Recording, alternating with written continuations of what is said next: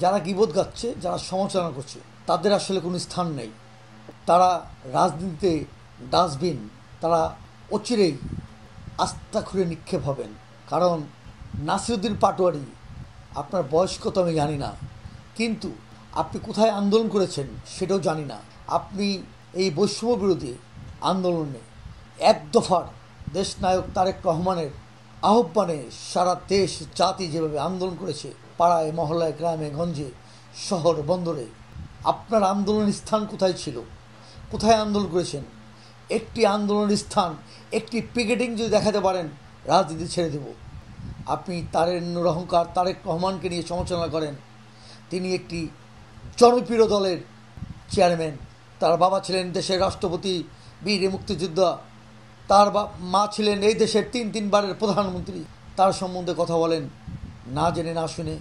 আমি বিএনপির একটি কর্মী হিসাবে, সমর্থক হিসাবে আপনাকে হুঁশিয়ার করে দিতে চাই, সাবধান করে দিতে চাই, বিএনপিকে নিয়ে সমালোচনা করবেন না, তাহলে এর দাঁত ভাঙা জবাব পাবেন। যে কতদিন জেলে ছিল সেই বয়সও আপনার রাজনীতিতে নেই। বছরের পরের বছর অসংখ্য সহযোদ্ধাকে হারিয়েছি আমরা, অসংখ্য মা বোনের ইজ্জত লুণ্ঠন করেছে ওই ফেসি যুবলীগ ছাত্রলীগ, অসংখ্য মায়ের বুক খালি হয়েছে, স্ত্রীর আর্তনাদ, সন্তানের চিৎকার আজাহারি এখনও চলছে, এখনও শত শত গুম, এখনও ইলিয়াস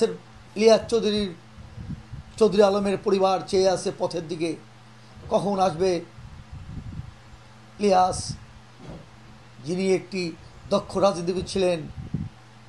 নাসিরুদ্দিন পিন্টুকে জেলে নির্মমভাবে হত্যা করা হয়েছে আমাদের ভারপ্রাপ্ত চেয়ারম্যান তারেক রহমানের ছোট ভাই আরাফাত রহমান কোকোকে। তারা রাজনীতির প্রতিহিংসা এবং পলিটিক্যাল হত্যা করা হয়েছে। দেশবাসী পরিষ্কার, যেরকম এই ফেসির সরকারের আমলে বিএনপি রাজপথে ছিল, বিএনপি রাজপথে আছে। বিএনপি ক্ষমতার জন্য রাজনীতি করে না। বিএনপি একটি জনপ্রিয় দল। বিএনপি এই ক্ষত বিক্ষত বাংলাকে একটি জাগ্রত বাংলা করতে চায় এবং শহীদ রাষ্ট্রপতি জিয়া রহমানের